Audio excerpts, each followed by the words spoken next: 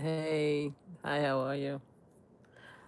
I was just we just did like an hour and 50 minutes, I believe, on Watching the World. Amazing podcast by reporter Mel Smith. Yes, I'm calling him reporter because he is. Because that's what we are, the media reporter. And we just did an amazing live. In my opinion, it was amazing. I'm not sure if everybody agreed, but it was amazing. I want to thank him for having me part of his show. He actually invited me to be part of his show. I'm just putting my phone here. Every Thursday, I'm looking forward to that. To talk, to give them pretty much my piece of my mind and what I think on different subject matter. So anyway, one of the things that we talked about briefly, again, condolences to the families who lost their loved ones today in Washington, D.C. as a result of the horrible, horrific incident with the National Guards. May they rest in peace. May the families get justice for what happened. One of the things that was brought up during the call, because I was talking about that it is Trump responsibilities. He needs to ensure that these National Guards are safe if he's bringing them here. He's the one that put them in harm's way. He needs to carry his behind out from Mar-a-Lago. Apparently, he did a press conference, but his ass ain't here. He needs to bring his ass back to Washington, D.C. and handle stuff because, he just do. Like, why are you celebrating Thanksgiving when something horrific happened under your watch? But anyway, people saying I'm being extreme. Anyway, it turned out that the person, one of the people that was online, was talking about how this person is a Democrat and he's a Afghan Muslim. First of all, I don't understand how an immigrant can vote. So how do we know he's a Democrat? But a MAGA community, they just want to make things up. But the most interesting thing that we found out is because they were now that they found out that he was Afghan nationalists who came here after Trump agreed to the plans with the Afghanistan before he left office in 2020. He agreed to troop withdrawal because people want to forget about that. It was his agreement that Biden had to ensure, you know, with unfortunate catastrophe because we lost some soldiers that day to extract all the soldiers out of Afghanistan. It was a deal that was created and agreed by the Trump administration. So that's part of it is Trump's fault. But the most interesting thing about it is that they were saying a lot of the people that came in was Afghan national, and this particular assassin, if he is an assassin, because right now he's a suspect, right? The suspect who is being labeled as doing the horrific incident in Washington, D.C. by unaliving the two National Guard, they say he came in as a result of that, as a result of, it's called Operation, let me make sure, as a result of getting all the troops out of Afghanistan. Let me make sure what is.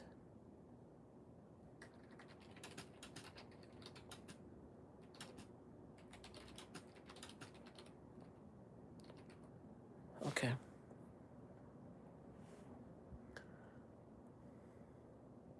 Operation Allies Refuge. The operation that bring U.S. troops and evacuate civilians from Afghanistan in August 2020 was officially called Operation Allied Refuge. Again, this was a plan that was agreed upon by Donald Trump, but that had to be conducted under President Biden. So now they're blaming President Biden because apparently one of the Afghanistan persons who came from Afghanistan doing this Operation Allied Refuge is this particular suspect who they say unalived the two National Guards. And of course they brought it up. Hi, how are you? How you doing? Thank you for coming here. Of course, some of the people that was on the live brought it up so that we could have a discussion. I did not know. Ooh, okay, something just showed up, so I'm very excited. But let me take a moment to be serious. I did not know that they actually caught the suspect. Before I went on live, they said they didn't catch the suspect. So anyway, they catch the suspect. He's an Afghan nationalist. He's not a citizen, so if he's not a citizen, that means that he cannot vote. So there's no way for us to tell whether he's a Democrat or a MAGA supporter. Okay, so that's the first thing. Second thing, they said that he was given asylum on April 2025 under the Trump administration. They allowed him to stay. That's what's going on. So a lot of people are trying to take their time to blame the Democrats who asked to say that do not follow unlawful orders. They blame them. Then now they're blaming Biden because they said Biden brought him in. But Trump could have sent him back home. Yeah, Trump could have done that. He overstayed his stay, according to reports on September 2024. So that means that when Trump came into office and all his people, they could have escorted him out of here. They could have got him out of here because they run the country, but they did not. They gave him the asylum. April 2025, Trump administration gave this person asylum. So when people start blaming other people and start throwing like dirt on the Democratic Party, it makes me insane. It makes me cuckoo because I'm like, I need to see what happened. I need to see and hear what happened. That's what I need to see. I need to see the story. I need to see the evidence. I need to see if it's an American citizen. I need to see if the politics had something to do with it. I need to see if they're suffering from any delusion. If they created a dossier, a journal, or whatever that indicates what they're doing. I need to see the whole thing. So for people to just be going crazy right now, blaming the political party, and they don't like you when you blame theirs. Because, in all fairness, if everybody blaming Democrats, I could blame Donald Trump and his administration. Because the fact is that he did away and he decreased the terrorism agency that deals with these sort of background checks. If he didn't let go so many employees, they may have been able to do a background with everyone that was allowed to stay. Now we're going to have a mass exodus now. The people, the innocent Afghanistans who actually helped during the war, who are here in America trying to save their life, now they could probably going to have to be go through a whole new check, and they're going to try to start kicking them out in order to prove a point. What's your favorite YouTubers? My favorite YouTuber, boy, I have a bunch of them. I watch a bunch of them. I can't really say there's a favorite, to be honest with you. The content that I watch the most is slot channels. I love watching slot channels. So there's a lot of content creators that I watch that does slots. And to name one or two would be unfair because I watch a bunch of them. So I don't have any specific favorite, favorite. Right now I met Mel Smith and we are now collaborating on the show Watching the World. I'm having a really great time with that. So he probably would be my favorite if I want to be I want to be selfish. But I don't have a specific favorite thing at the top of my head to say because I like a lot of them. I like that so much. I like a bunch of them that was part of that I met in person that I really liked. That was part of the Daily Trial. There's so many of them. Make it make sense. Amal Gringa, The Knot, Tisha Kells. There's a guy from England that I like, Nick at Night. I like some of the persons that are on TikTok. I like a lot of them. They did a lot. I pretty much generally like a lot of people unless they really piss me off. People I watch consistently is Official King Payne, Sean Davy Way. I like him too. When I say they are hysterical, they are out of line and they are hysterical.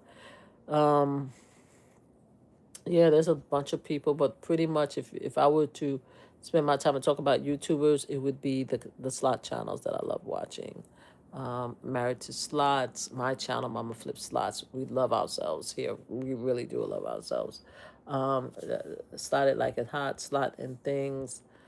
There's a lot of people. There's a lot of people that I like to watch. So thank you for asking. Thank you, thank you, thank you. I'm glad you just love me, and I think, especially when it comes to religion and Christianity and Catholicism, I leave it to the prayer warriors. But I appreciate the love. Thank you so much. But yeah, so if we're going to blame the Democrats, then I could push back and blame Donald Trump. I really think that Donald Trump did these National Guards a disservice by bringing them to these cities and not having them protected. He did. It wasn't necessary. Now he's bringing in more, and they're going to be more aggravated, and it could become a big thing because of his um, outrageous plan. A lot of people were saying that he made Washington D.C. safer. That's an oxymoron. If he made Washington D.C. safer, then those National Guards would be alive today. You can't say he's making the city safer when two National Guards was gunned down in the middle of Washington D.C. in the day. Like, come on, they're playing with me. They're playing with me. How did the Afghanistan National get a weapon anyway to do that? Come on, man.